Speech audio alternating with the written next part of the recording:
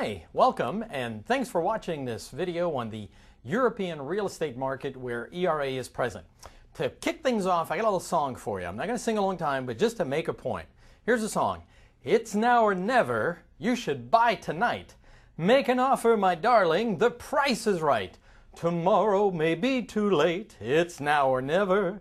The interest won't wait. Yeah, I know, it's kind of corny, but I wanted to make the point that in this market, really, the key is interest rates. We're going to talk more about that in a moment. And what I'd like to do now is to kind of share some news with you and some information about what's happening in different European markets where ERA is present. So let's take a look at what's happening. First off, I want to tell you a little bit about Luxembourg. Now, the market in Luxembourg has been down about 10% in the last 8 months.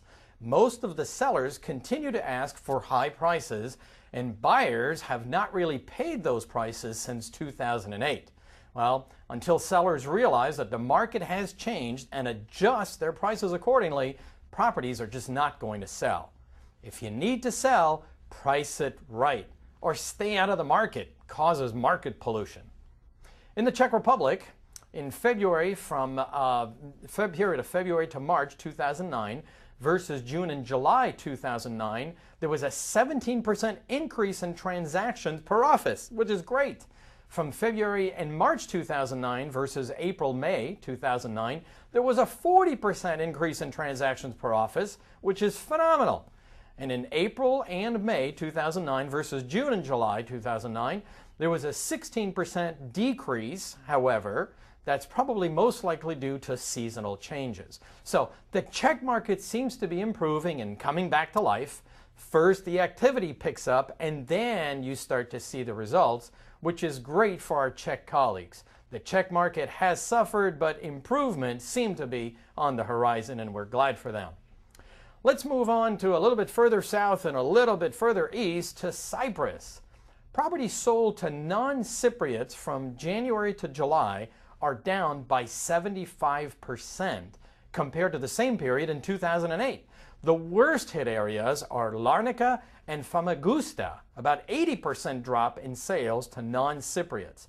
The largest buyer market coming from the UK has become reluctant, to say the least, to buying until the market conditions change because of the poor exchange rate of the sterling to the euro. Now, there has been an increase in sale to Cypriots, which is good for our partners at ERA Cyprus, as they're buying apartments and houses in seaside areas.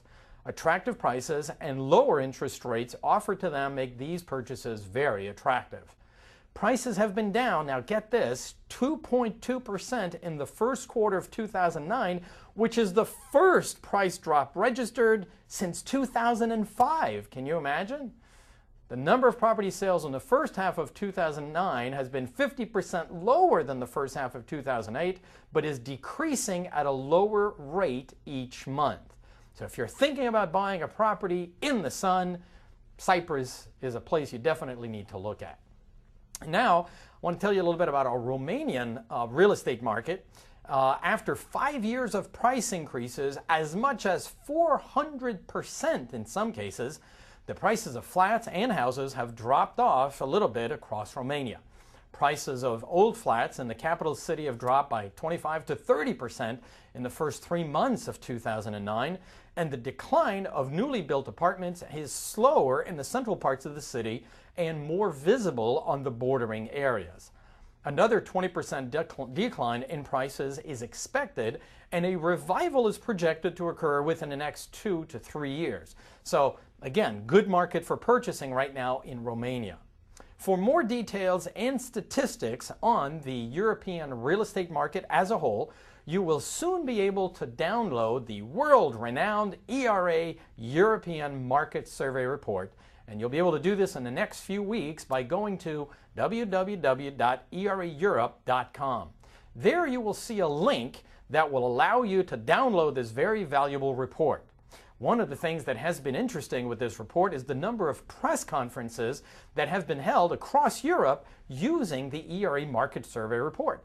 For example, probably our best example I can give you on this is our colleagues at ERA Belgium. They recently did a press conference which was very well attended by journalists from newspapers, radio, and television. Congratulations to our Belgian colleagues for organizing this wonderful event once again. So, back to my original point, and I'm not going to sing again, but why is it now or never the time to buy? Well, here's why. Interest rates are historically low. Typically, when interest rates fall, prices go up. What happens? Interest rates fall, properties become more affordable on a monthly basis, increasing the demand, and as a result, raising the prices. Simple supply and demand principle. However, with the current economic condition, prices now are low, but so are the interest rates. By many indications, prices should continue at the current level for quite some time. However, there seems to be signs and grumblings in the various monetary markets that interest rates may start to climb.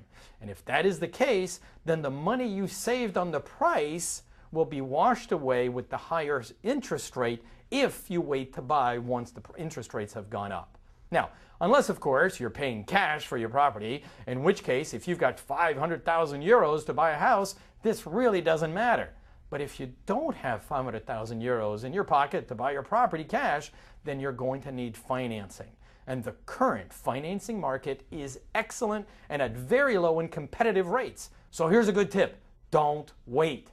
After all, if you're planning to live in your property for more than 5 years, prices today are better than ever and better than they will be in the next 5 years. So, in conclusion, in many markets across Europe, it's now or never to buy. Thanks for watching. See you again soon.